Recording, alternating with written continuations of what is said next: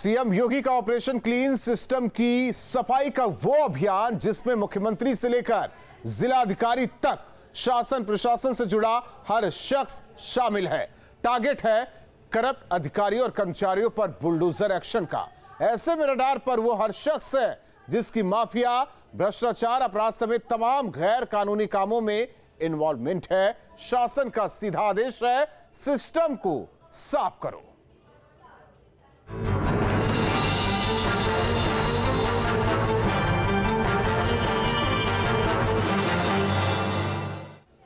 CM Yogi Adityanath के नेतृत्व में यूपी सरकार मिशन मोड में सिस्टम को बेहतर बनाने की रणनीति पर उतर आई है। सीएम योगी ने कर्मचारियों, अधिकारियों और मंत्रियों के लिए टारगेट तय कर दिए हैं। जिसने भी टारगेट पॉइंट से हटकर अपने निजी हित साधे, समझो वो नप गया।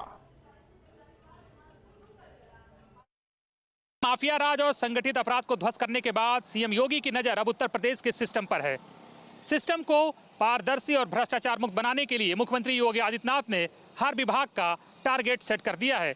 सीएम योगी ने अपनी सरकार के 100 दिन, 6 महीने, 2 साल और 5 साल के कामकाज का एजेंडा सेट कर दिया है। जिस तरह से मंत्रियों और अधिकारियों को लेकर मुख्यमंत्री का एक्शन देखने को मिल रहा है, उससे साफ है कि योगी सरकार पार्ट 2 में पूरा जोर सरकार का सिस्टम की सफाई पर है। सीएम योगी ने सरकार के कामकाज और नीतियों को जनता तक पहुंचाने के लिए एक ब्लूप्रिंट तैयार कर दिया है। इस ब्लूप्रिंट का पहला टारगेट था विभागों का कामकाज, दूसरा काम था 5 साल की कार्य योजना, तीसरा टास्क था अधिकारियों कर्मचारियों की जिम्मेदारी, चौथा टास्क था मंत्रियों की भूमिका। इस ब्लूप्रिंट के आधार पर सीएम योगी ने सरकार के 5 साल का पूरा खाका तैयार किया है, जिसमें तय रणनीति ये है कि टारगेट के लिए टीम वर्क पर जोर दिया गया है।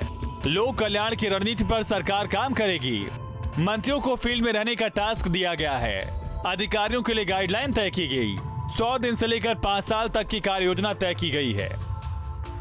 सीएम योगी ने शपथ लेने के 1 महीने के अंदर ही सरकार से जुड़े हर अधिकारी और मंत्री की सीधी जिम्मेदारी जनता के प्रति जवाबदेही बना दी है। लापरवाही पर किसी को बख्शा नहीं जाएगा। ऐसे में अब सीएम के रडार पर भ्रष्टाचार में लिप्त लापरवाह प्रशासनिक हुक्मरान हैं। सिस्टम की सफाई के लिए सीएम योगी जिस एक्शन में नजर आए हैं, उसका हिस्सा टीम यूपी है। इस टीम यूपी में महकमे के मंत्रियों के साथ अधिकारियों को भी शामिल किया गया है। सीएम योगी ने अपने मिशन से जुड़े अधिकारियों और कर्मचारियों को वक्त की पाबंदी के साथ भ्रष्टाचार मुक्त व्यवस्था देने का सीधा अल्टीमेटम दिया है। साथ ही मंत्रियों को अपने विभाग की हर जानकारी और सीधे जमीन पर एक्शन लेने की छूट दी है। साथ ही मंत्रियों के कार्य का टारगेट भी फिक्स किया गया है। सीएम योगी के एक्शन की पहली कड़ी है वो अधिकारी और कर्मचारी जो भ्रष्टाचार में लिप्त हैं, तो दूसरे नंबर पर कामकाज को लेकर लापरवाही बरतने वाले अधिकारी और कर्मचारी हैं। इसके बाद तीसरे नंबर पर सिस्टम के वो लोग हैं जो आरोपियों को बचाते हैं या फिर रास्ता देते हैं। ऐसे में सीएम ने अधिकारियों को गाइडलाइन दी है। अधिकारी रात में तैनाती स्थल पर ही रहेंगे। एसडीएम, सीओ, तहसीलदार अकारण मुख्यालय पर ना जाएं। क्षेत्र में नागरिकों की समस्याओं का निस्तारण करें। सरकारी आवास ना हो तो किराए से फील्ड में रहें। थाना, ब्लॉक, तहसील स्तर की शिकायतों का निपटारा निचले स्तर पर ही हो। सीएम योगी ने अधिकारियों की ही नहीं, मंत्रियों की भूमिका को भी तय कर दिया है। तमाम मंत्री शनिवार, रविवार को फील्ड में रहेंगे। मंत्रियों की फीडबैक पर ही सोमवार या फिर मंगलवार को कामकाज की रणनीति तय होगी। सरकार का मकसद जनता तक शासन की व्यवस्था को पहुंचाना है। सीएम योगी के 5 साल के मिशन का एजेंडा साफ है। सरकार लोक कल्याण को रणनीति बनाकर आगे बढ़ेगी। इसके लिए अधिकारियों को तकनीक के जरिए पारदर्शी और भ्रष्टाचार मुक्त सिस्टम जनता को मुहैया कराने के सख्त निर्देश दिए गए हैं। ऐसे में जो अधिकारी और कर्मचारी भ्रष्टाचार में लिप्त है या फिर अपनी जिम्मेदारी को लेकर लापरवाह है, उन पर एक्शन की तलवार भी है। वीडियो रिपोर्ट से दीपक Srivastava, news state, Uttar Pradesh. CM योगी ने चुनाव में एक नारा दिया था, जो कहा है वो करेंगे। योगी सरकार अब इसी नारे को सार्थक भी कर रही है। जो भी अधिकारी और कर्मचारी योगी सरकार के तय मापदंडों से बाहर पाया जा रहा है, वो ऑपरेशन क्लीन में फंस रहा है।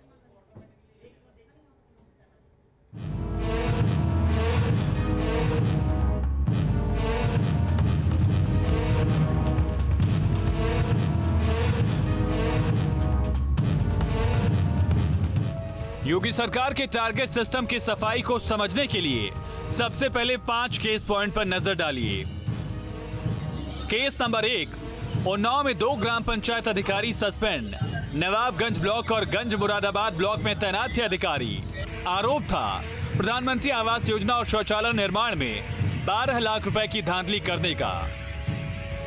केस नंबर 2, बाराबंकी में वाणिज्य विभाग के असिस्टेंट कमिश्नर अंजलि चौरसिया को सस्पेंड किया गया। आरोप था सरकारी व्यवस्था में फर्जी दस्तावेज से काम करने, गलत तथ्य और गलत सबूत पेश करने का। केस नंबर 3, हरदोई में तैनात सब इंस्पेक्टर नाजुद्दीन बर्खास्त। वन्य जीवों की तस्करी का सब इंस्पेक्टर पर आरोप था। नाजुद्दीन की कार से 29 किलो हाथी दांत 1.5 लाख रुपए बरामद हुए थे। केस नंबर 4, मेरठ के करोड़पति दारोगा धर्मेंद्र सिंह पर भ्रष्टाचार के मामले में केस दर्ज किया गया। दारोगा पर लगे आरोप की जांच में संपत्ति आय से 143 गुना ज्यादा पाई गई। दारोगा धर्मेंद्र मेरठ के हस्तिनापुर सेंचुरी में आलिशान फार्म हाउस बनाने के बाद सुर्खियों में आया था।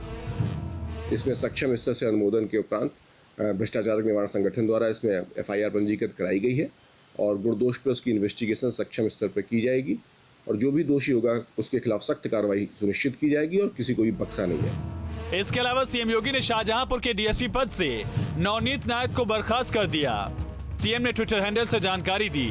डीएसपी नवनीत नायक पर दुष्कर्म का केस था, जांच में दोषी पाए गए। ऐसे ही फतेहपुर में भी 4 पुलिसकर्मियों को लापरवाही के मामले में सस्पेंड किया गया। सीएम योगी ने बेतवा नहर परियोजना से जुड़े झांसी के अधिशासी अभियंता को भी बर्खास्त कर दिया। झांसी अधिशासी अभियंता पर वित्तीय अनियमितताओं को लेकर आरोप था। मामले में अधिकारी से 77,41,000 से ज्यादा की रकम की रिकवरी के भी आदेश दिए गए हैं। इसके अलावा भी सीएम योगी के आदेश पर भ्रष्टाचार और लापरवाही के मामले में अधिकारियों को नापा गया है। Team news state. भ्रष्टाचार के एक और मामले में मेरठ पुलिस इंस्पेक्टर सुभाष अत्री और दारोगा लोकेश कुमार पर केस दर्ज करने की तैयारी की जा रही है। इंस्पेक्टर और दारोगा पर गैंगस्टर यशपाल तोमर से मिलीभगत का आरोप है। बताया जाता है कि 10 साल से प्रॉपर्टी को कब्जाने का अवैध खेल चल रहा था, जिसमें गैंगस्टर यशपाल तोमर के साथ पुलिस इंस्पेक्टर और दारोगा की मिलीभगत थी। पुलिस के मुताबिक मुजफ्फरनगर जिले में तैनात सुभाष अत्री और दारोगा लोकेश कुमार ने साल 2020 में गिरधारी नाम के शख्स और उसके ड्राइवर पर फर्जी केस दर्ज कराकर उसे पहले जेल भेजा और उसके बाद उसकी जमीन पर कब्जा कर लिया।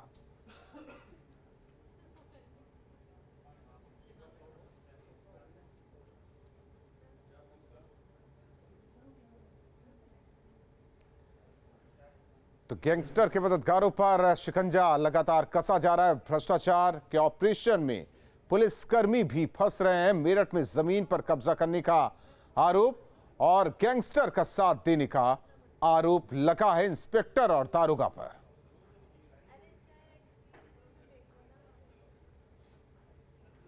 जो अभी तक जांच हुई थी उसमें ये पता चला था कि मुकदमा लिखना एक अलग चीज़ है, लेकिन सही तथ्यों के आधार पर जांच नहीं की गई थी, जिसकी वजह से किसी को जेल जाना पड़ा था।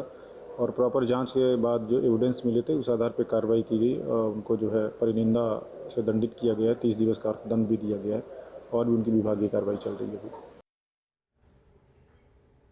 योगी सरकार के ऑपरेशन क्लीन का हिस्सा मंत्री से लेकर अधिकारी तक हर कोई है। जिस भी अधिकारी या कर्मचारी के खिलाफ शिकायत मिली वो काम से गया। ऐसे में मंत्री और अधिकारी भी अपने टास्क के तहत जमीन पर भ्रष्टाचार और लापरवाही के खिलाफ जंग लड़ रहे हैं।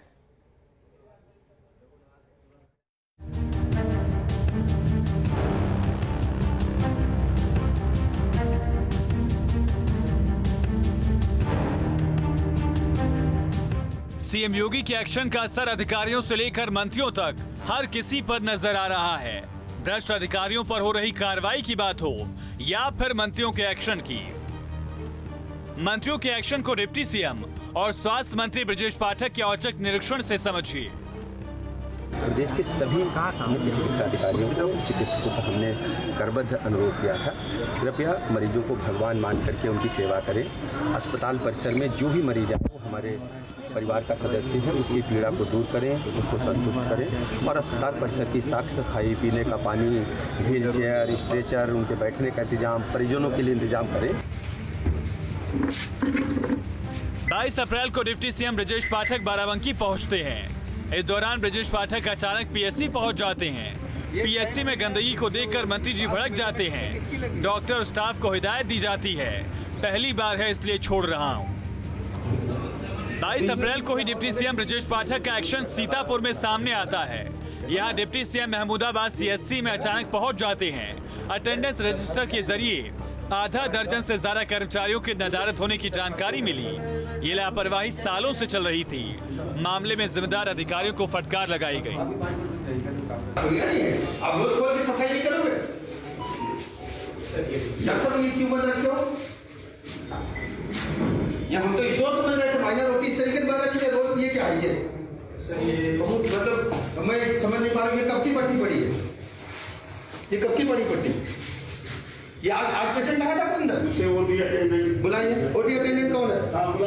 महमूदाबाद का जो ये सामुदायिक स्वास्थ्य केंद्र है, इसका निरीक्षण हमने किया है और मरीजों से हमने व्यक्तिगत बात की है। सरकार की जो योजनाएं हैं सभी मरीजों तक पहुँचे। हमने इस बात के लिए यहाँ के जो के साथ है और कुछ चिकित्सक और जो पैरामेडिकल स्टाफ है उनको मजबूत पाया है, उनको नोटिस जारी कर रहे हैं। पूछा जा रहा है कि क्यों गायब है, कहाँ गायब है, कितने दिन से गायब है और समुचित जवाब न मिलने पर कार्रवाई की जाएगी। महकमे के मंत्री को एक्शन में देख अधिकारियों के तेवर भी सख्त होते जा रहे हैं। रामपुर में डीएम रविंद्र कुमार देर रात अचानक जिला अस्पताल पहुंच जाते हैं। स्वास्थ्य व्यवस्थाओं का जायजा लेते हैं। गनीमत रही कि इमरजेंसी डॉक्टर और स्टाफ डीएम को मौके पर मिले।